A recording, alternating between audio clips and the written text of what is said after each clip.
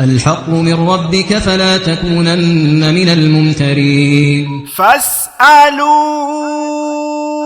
أهل الذكر إن كنتم لا تعلمون فاسألوا أهل الذكر إن كنتم لا تعلمون أعوذ بالله من الشيطان الرجيم بسم الله الرحمن الرحيم والصلاة والسلام على رسول الله وعلى آله وأصحابه أهل الله رب اشرح لي صدري ويسر لي أمري واحلل عقدة من لساني يفقه قولي سبحانك لا علم لنا إلا ما علمتنا إنك أنت العليم الحكيم فسبحان الذي علم بالقلم علم الإنسان ما لم يعلم ربي زدني علما آمين أدوبة فún Ọlọ́run Ọba àlékè ọlá atọrọ àlékún kẹ́ àti ìgẹ̀ fún Ànábì Muhammad sallallahu alayhi wa sallam àti òun àti gbogbo àwọn ará ilé rẹ̀ tí wọ́n gbà fún lọ́kùnrin wa àti ní obìnrin wọn ọmọ àti gbóyàwó ìkẹ́ àti ìgẹ̀ tí a tọrọ yìí à ń bẹ Ọlọ́run bákan náà kí ó jẹ́ ti àwọn sàhábà látòkè délẹ̀ àti gbogbo àwọn tàbíùn eléyìí tí a wá tọrọ yìí kí Ọlọ́run Ọba àlékè ọlá kí ó jẹ́ kí ó ṣàn kárí kan wa náà lónìí lọ́kùnrin wa obìnrin wa ọmọdé àti àgbàlagbà wa orí àti àlejò lèyí tí a ń fi ẹ̀sìn wa ìṣe wa àṣà wa tí a fi ń kọ́ ṣàlùbí Muhammad sallallahu alayhi wa sallam tó bá di ọjọ́ kìyàmá kí ọlọ́jẹ́ kí èmi àti ẹ̀yin kí àjọba bàbá Fatima kí àjọba wọgbà aljanna alfirdaus al'ala innahu waliyyu dhalika wal qadiru alayhi. Assalamu alaikum wa rahmatullahi wa barakatuh. Akígbó wa níbikíbi ta tí láǹfààní láti máa gbọ́ wa ta sí ń wà báyìí láti ojúléṣẹ́ wa tí a mọ̀ ní Al-Haqq TV. Òtítọ́ ni yóò lékè, òtítọ́ ni yóò borí. A dúpẹ́ fún Ọlọ́run Ọba àlékè ọlá lórí gbogbo ìdẹ̀ra èyí tí wọ́n ṣe lé wa lórí, pàápàá jùlọ lórí wípé a máa láǹfààní láti gbàdégbà láti nípàdé pẹ̀lú àwọn tí wọ́n jẹ́ àwọn olùmọ̀ wa nínú ẹ̀sìn Ìsìlámù lẹ́yìn tí wọ́n sì máa wọlà wá lọ́yẹ̀ lórí àwọn tí ó bá ṣòkò sí wa nínú àlámọ̀rí ẹ̀sìn wa. Oore ńlá ni eléyìí, a mọ̀ ní oore, a sì dúpẹ́ fún Ọlọ́run Ọba àlékè ọlá. La in shakartum la azidannakum lọ́lọ́run wí wípé tẹ́ bá mọ oore lóore tẹ́ sì dúpẹ́ oore, Ọlọ́run ń ṣàdéhùn wípé òun ó ṣàlékún oore. Ọlọ́run Ọba àlékè ọlá kí ó ṣàlékún oore fún ẹnìkọ̀ọ̀kan wa. Ǹjẹ́ síwájú ká tó máa lọ a bẹ àwọn sheikh wa èyí tí Ọlọ́run kádàrá wípé kí wọ́n bá wa ṣètò ní àyájọ́ títò ní ètò wa ní ètò tó fẹ́ ṣe pẹ̀lú wa iná ni ètò wa èyí tí a mọ̀ ní fasalu ahla dhikr èyí tí yóò máa wáyé lójúlé iṣẹ́ wa tí a mọ̀ ní Al-Haqq TV pẹ̀lú ògo tí Ọlọ́run Ọba àlékè ọlá. Àwọn sheikh wa wọ́n dárúkọ wọn fún àwọn aráalé wọ́n sì kí wa inshallah síwájú kí a tó máa wọnú agbọ́nrin ètò lọ. Bismillah sheikh. Bismillah walhamdulillah wassalatu wassalamu ala rasulillah wa ba'd. Adúpẹ́ fún Ọlọ́run Ọba dẹ́dà Allah tí ó dá wa tí ó kára kí a sẹ́kù di àsìkò yìí kìí ṣe pa àmọ́ ṣe kìí ṣe ọgbọ́n rárá. Ọ̀kan nù rahma Ọba dẹ́dà ni àti màṣí ààrẹ torí di ojú ọjà tí pàtàkì pé ẹrú gbọ́dọ̀ máa dúpẹ́ tó bá dẹ́dà bá ṣe fún nígbà mo ṣe àtẹ ké fún wa nísìnyí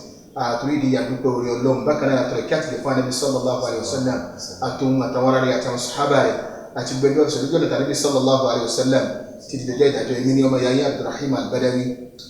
ni mò ń sálámù sí láti rí pé assalamu alaikum wa rahmatullahi wa barakatuh. Wa alaikum assalamu wa rahmatullahi wa barakatuh. Alhamdulillah,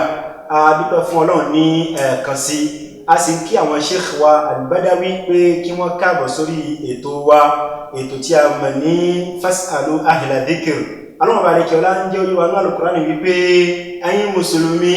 ẹ̀yin mùmínì fasalu ahla dhikr in kuntum la ta'lamun, ẹ béèrè lọ́dọ̀ àwọn olùmọ̀ nípa tí bá nímọ̀ nípa rẹ̀. Walhamdulillah. Kí wá ní àkórí ètò wa ní àyájọ́ títò ní fasalu ahla dhikr. Ẹni tá máa gbéyẹ̀wò láyájọ́ títò ní abẹ́lẹ́wọ̀n Ọba àlékè ọlá gbogbo ń tá máa wí ń bí lónìí Ọlọ́run jẹ́ ó ṣe gèdè tí Ọlọ́run wí ń tọ́lọ́run ò sọ Ọlọ́run má jẹ́ àbá wọn sọ ọ̀rọ̀ tá Ànábì Muhammad sallallahu alaihi wasallam tí ó sọ Ọlọ́run má jẹ́ àbá wọn sọ ọ̀rọ̀ tá kà ń pa rẹ̀ tá sì gbọ́n pa rẹ̀ rárá wípé àwọn tàbíùn tí wọ́n wí tí wọ́n sọ ẹ̀yin táwọn olùmọ̀ ẹ̀sìn tí wọ́n jẹ́ ló tẹ̀ pé kí a máa wí lọ́rọ̀ Ọlọ́run má jẹ́ àbá wọn sọ o ìfẹ́ inú ní máa ń gbé débi ìsọkísọ ọlọ́mọdé àṣọ̀rọ̀ sọ gbogbo tá a bá wí èyí tá a bá sọ kọ́lọ̀ kó ṣọ́ wa kó sì gbà ní ìbáadà la hawla wala quwwata illa billah. ǹjẹ́ kí ni àkọlé ètò wa ní àyájọ́ títò ní? a rí wípé mùsùlùmí ni wá, a sì ń bẹ Ọlọ́run kó kà wá fún àwọn mùmínì òdodo láyé bí àti ní al-qiyamah. A sì rí pé láwùjọ wa pàápàá jùlọ wa tí a jẹ́ káàárọ̀ oòjíire, nínú àwọn nǹkan tí kò ṣe é mọ́ mẹ́nubà, nínú tí ò ṣe é mọ́ lò láyàjọ́ ọjọ́ kan nígbésí ayé wa, iná ni òwe Yorùbá. Bẹ́ẹ̀ sì ni Yorùbá ó dá pọ̀ lédè, Yorùbá sì dùn lédè, Yorùbá sì pé lédè. Àwọn ìbábọ̀ wọn ní ọ̀rọ̀ ńlẹ́ṣin àbí òwe lẹ́ṣin ọ̀rọ̀, ọ̀rọ̀ sì ní ẹṣin òwe, tọ́rọ̀ bá sọnù òwe láàfin wa. Tọ́yì tó bá rí bẹ́ẹ̀, kí ni àgbéyẹ̀wò tá a ṣe lọ́jọ́ tuntun ní? Iná ni wípé àwọn òwe kan mẹ́ta máa ń lò nílẹ̀ Yorùbá, léyìí tó ṣe wípé gbogbo Yorùbá lápapọ̀ ni wọ́n máa ń lo òwe náà. Bẹ́ẹ̀ sì ni àwa tá tí wá jẹ́ mùsùlùmí ní ìsìn, àdíọ́kàn ìsìláàmù ni làwa ń lò. Ok, ní wọ́n ń bẹnu àwọn òwe léyìí tó ṣe wípé tá a bá fura a rí pé ó ní ọ̀nà kan àbíkè tó fi tako àkídà ìsìláàmù láàfin mọ́ sọ̀rọ̀ lórí wípé al-aqidatul islamiyyatu wal amthalu al-yorubawiyya. A fẹ́ sọ̀rọ̀ àgbéyẹ̀wò lórí kíni àdíọ́kàn ìsìláàmù, ìgbàgbọ́ mùsùlùmí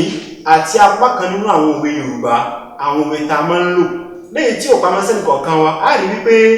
ń bẹ nínú òwe Yorùbá tá a máa ń lò léyìí tó ṣe pé tó dáa gan ni, kódà afẹ́ ká máa ń lò nítorí wípé tá a bá lo òwe tá a fi sọ̀rọ̀ yẹn máa ń jẹ́ kọ́ọ̀nà kó ṣe kí ni o kó tún kú kẹ́kẹ́ fún ọgbọ́n àti ọ̀pọ̀lọpọ̀ òye àti làákàyè. Ǹjẹ́ bákan náà tó wá rí wípé àwọn òwe kan ń bẹ léyìí tó ṣe wípé ó ní apá kan àbí kejì tó fi tan mọ́ ẹbọ àbí kúfúrù, àmọ́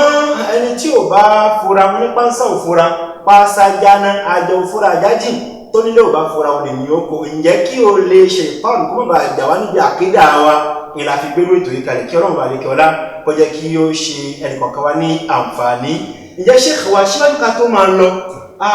a sọ wípé al-aqidatul islamiyyatu, àdìọ́kàn mùsùlùmí, ǹjẹ́ pàtàkì kan tí ẹ ń bẹ fún àdìọ́kàn mùsùlùmí bí? Náà bismillah alhamdulillah, ẹ ṣe ọlọ́bàá mi sẹ́yìn lẹ́sìn dáadáa. Ẹ̀rí àdìọ́kàn mùsùlùmí ní ó ní àwọn pàtàkì kan tí ó sì máa nì tó ṣe pé orí àdìọ́kàn làwọn iṣẹ́ rẹ̀ ó gbòòrò lórí, ó sì ní ó ṣokùnfà tọ́lọ́ wọn fi gbà sẹ́ni lọ́wọ́ yẹn. ẹ̀ńtàkìdá rẹ̀ ò bá dá iṣẹ́ rẹ̀ ò ní dá. ẹ̀ńtàkìdá ò bá, torí pé àkìdá ó dàbí nta máa ń gbélé sí lórí ni. Àwọn kan pè ní fondation, àwọn kan ní pè ní pìlà, gbogbo nǹkan bá yá pé tí ò bá ti jókòó nta bá mọ sórí rẹ̀ ò lè jókòó. Àkìdá mùsùlùmí ó pàtàkì tó bẹ́ẹ̀ gẹ́ tó yẹ kó ń gangan ní ó ṣe sábàbí kí n ta bá ṣe níṣẹ́ tọ́lọ́wọ́ fẹ́ wọ́gbà ní ó jẹ́ kí sẹ́yìn ó dáa ní ó jẹ́ kọ́ lọ́wọ́ tó gbà lọ́wọ́ ẹ̀rú. ẹni tí àkìdá rẹ̀ bá ti bàjẹ́ kò ní rí kankan tó dáa ṣe, iṣẹ́ tí ọ̀dà ni ó máa ṣe, kódà òwe tí ọ̀dà ni ó máa pa, tí ò ní mọ̀ pé àìmọye ọ̀rọ̀ tí ó kó bá olówó ẹ̀ tí ó fi lè tó wọ̀ náà kò lè yá sùn nílá. Àkìdá ó ní àwọn àmìyà, ó láwọn kan pàtàkì, ó ní pàtàkì tí ó ṣe kókó tí ó ṣe é mẹ́ni nínú ìṣẹ̀lẹ̀ ẹ̀sìn ayé mùsùlùmí. Adúpẹ́ fún Ọlọ́run balẹ̀ kí ọlá, wa jazakumullahu khairan Sheikh. Ǹjẹ́ gẹ́gẹ́ bí àlàyé tí àwọn Sheikh wa tí wọ́n ṣe fúnra, à ń gbọ́ yé wípé àkídà wa ẹni tó fi ń pàtàkì jùlọ ní nígbèsí ayé mùsùlùmí, lẹ́yìn tí ń tọ́ka wípé ń ta gbọ́dọ̀ dáàbòbò jùlọ láyé iná ni àkídà wa. Nítorí pé tí bá ń kírun tí ń gbàgbọ́ tí ń ṣe hájì, tákìdá rẹ̀ ò bá dá ìkíní yóò dàbí pé asán ni o, kò ní dé bá ẹ̀san kankan. Tó bá wá rí bẹ́ẹ̀, bóò láṣẹ wá ṣàkíyèsí táàfi wá yọ kàńdá kóònù rẹ̀ sí níbi ọ̀rọ̀ àkídà wa, kí àwọn òwe tá ń lò kó má bàa ṣe kí ni, kó má bàa kó bá àwa tí a jẹ́ mùsùlùmí. Gbogbo ayé wọ́n ń lo òwe, àgbáńlá ayé wọ́n máa ń pa òwe, àmọ́ àwa tá a jẹ́ mùsùlùmí tiwa ó ṣe kí ni o, tiwa yóò yàtọ̀, á fẹjú ẹ̀wò náà ká tó máa pa àwọn òwe. Ǹjẹ́ òwe alákọ̀ọ́kọ́ èyí tí a palẹ́sẹ̀ lẹ̀dẹ̀ra wa ní àyájọ́ títò ní léyìí tí a fẹ́ ṣe àgbéyẹ̀wò rẹ̀ pẹ̀lú àwọn Sheikh wa, ìkan nínú àwọn òwe tí a máa ń sábà gbọ́ èyí tí ó fúnká nílẹ̀ káàrọ̀ òjíire, iná ni ìta máa ń sábà wí pé ẹni mojú ògún ní pabìnírè, àwọn sábà sọ bẹ́ẹ̀ ṣe wípé ẹni mojú ògùn ẹni ṣe kí ni ẹni pàbí nírè ǹjẹ́ wo òwe yìí ṣòwe kan ní tó da tó tọ́ kí mùsùlùmí kó fi mọ́ sọ̀rọ̀. ẹ̀ṣọ́ ọlọ́mọ mi sẹ́yìn lẹ́sẹ̀ ẹ̀rí nílẹ̀ Yorùbá agba Islam ṣùgbọ́n àfi àṣà wálẹ̀ òun ló fà tó jẹ́ pé irúfẹ́ àwọn òwe bẹ́ẹ̀ tó ṣẹ́kù lẹ́nu wa àṣàṣì ni àwọn àbá sọ fún wa pé al-'adatu muhakkama ma lam yukhalif ash-shar'. ètò ń pè ní àádà bára ń pè àṣà ntí sẹ̀rí táàfin máa fi sòfin táàfin máa ṣèdájú ẹ̀sìn ni tá a sì máa lò níbi òwe láti fi ṣàlàyé ọ̀rọ̀ torí pé nínú lábẹ́wọ́ kọ̀ọ̀kan àwọn lábá náà ní òwe kódà ọlọ́run gẹ́gẹ́ fún sí ọlọ́run ní jawari òkèlè gbólóhùn kan tí ó kò gbọ́rọ̀ sínú bẹ́ẹ̀ gẹ́lẹ́ ni òwe náà rí kó sínú èdè tí ó sì ṣùgbọ́n òwe yìí tó bá ti já sí pé ntọ́pà tá a kúkú tá a fi ń ṣe léyìí ìdí túmọ̀ sí ni pé a gba ẹ̀sìn ṣùgbọ́n àfi àwọn ẹbọ èyí tí à ń ṣe lánàá àfilẹ̀ àfi àwọn àṣà wa èyí tí ọ̀bẹ sí ọlọ́run àfilẹ̀ ló fà á ló jẹ́ pé kí ní ẹ̀fíṣẹ́ kù lẹ́nu wa bí bẹ́ẹ̀ kọ́ èyí mùsùlùmí ṣe máa ń pa òwe pé ẹni ó bá mojú òbí mojú ògùn ní ipa bìnírè èwo ní òbí tí ó pa yẹn ní pé ẹni tó bá mojú ògùn ní òdòbí ní ó ṣe ìyẹn kì í ṣòwe mùsùlùmí kì í ṣe nítorí pé wọ́n ní mùsùlùmí sọ̀kúrọ̀ bó ti wẹ̀ kó ma torí pé ẹnu wáyé ọlọ́ọ̀bọ ọba adẹ́dà yóò bí wá kódà nínú súrọ́tù Yásìn ọlọ́ni al-yawma nakhtimu ala afwahihim ìjọ táàlì kẹnu yìí kọ́ mẹ́lì táàlẹ̀ ẹnu náà pa tí ò ní sọ̀rọ̀ mọ́ wa tukallimuna aydihim táàmà tètè àwọ̀ yín àtẹsẹ̀ ọwọ́ yóò máa sọ̀rọ̀ fún wa ẹsẹ̀ ó sì máa jẹ́ gbé yìí ó fi jẹ́ sí pé agbọ́dọ̀ sọ ní tá a fẹ́ sọ agbọ́dọ̀ sọ ẹnu wa mùsùlùmí máa ń fi gbogbo ẹnu sọ̀rọ̀ torí di èyí ó ṣe pàtàkì ká jìnà sí pé àwọn òwò bẹ́ẹ̀. Jazakumullahu khairan. ẹ jẹ́ àtúndọ̀ gbé òwe yẹ̀ wò ṣe fún wa nínú àwọn òwe ta tó mọ́ lò bákan náà èyí tí a palẹ̀ sí ẹlẹ́dẹ̀ẹ́ra wa a máa ń sábà gbọ́ wípé bájá bá lo ogún ọdún láyé ẹran ògún ní í ṣe ẹran ògún lajá lóòótọ́ àti wípé ṣé ó yẹ kí mùsùlùmí kó mọ lórú àwọn òwe yìí ṣe. ẹ ṣe ọlọ́mọ mi sẹ́yìn lẹ́sẹ̀ rẹ̀ Yorùbá ní amúkùn wọlé rẹ̀ wọ́ olókèlè ń wò sàdí ẹtẹ bá nìkan tí ń gbarú òwe nì ẹ wò wò dáadáa ẹ ní pé kò gbọ́n kankan yín lọ́ẹ̀sì torí pé tó bá gbẹ́sìn ẹ̀yìn yóò jìnà sáwọn àwọn nǹkan kan tí ò gbọdọ̀ máa tí mùsùlùmí ẹ̀ tó bá gbẹ́sìn yóò gbọdọ̀ máa sábà ìpẹ̀lú ẹnu ẹ̀ ọlọ́ni inna as-sam'a wal basara wal fu'ada kullun ulaika kana anhu mas'ula ẹ̀ tó àgbà pé ń tá a pé tí wa gbọ́ ń tá a fẹ́ lójú wa rí ń tá a fọkàn wa rò ó bu ẹ̀wọ́ ní lórí ajá bá sogun ọdún láyé lórí ẹ̀wọ̀ orí òwe wo nìyẹn kí la bẹ́ẹ̀ sọ tá a pé àwárí nǹkan bí ìtaàbí sọ tó yẹ kí bájá bá sogun ọdún láyé ni pé bí gbogbo ibi tí ìbá ní kọ́ lọ tí ìbá bẹ́ẹ̀ sọ pé tí ìbá ní kọ́ dà láyé yóò wọ sàárè sùn tí ìyẹn ò tí ì mú wá mú bẹ́ẹ̀ bájá bá sogun ọdún láyé ẹ̀rọ ògùn ni irú ọ̀rọ̀ wọ́n ẹ ti ń sọ yẹn ẹ fura sí dáadáa kò gbẹ́sìn rẹ̀ yìí àkídà rẹ̀ pátá àfáàwá sọ fún wa pé aya kan bẹnu Qur'an tọ́lọ̀ ọ̀bọ̀ bá ìkọ́ra pé fa'lamu annahu la ilaha illallah ó ní àwọn àfáàfi aya ìjẹ́rìí pé al-ilmu qabla al-amali wal-qawl èyàn gbọ́dọ̀ lọ nímọ̀ sí tawhid àkídà dáadáa náà síwájú kó tó pé yóò máa ṣiṣẹ́ kan tí ó gbẹ̀sẹ̀ wájú Ọlọ́run síwájú pé yóò máa sọ̀rọ̀ kó tó pé ọ̀rọ̀ yóò jẹ́ tí ó wúlò àkọ́ kankan ní ọ̀rẹ́ sí kama wajadna aba'ana gbogbo wa bá a ṣe báwọn òbí wa ti ń ṣe òkàlùkù ṣe ní òsì ní ẹ̀sùn arábò jù lọ.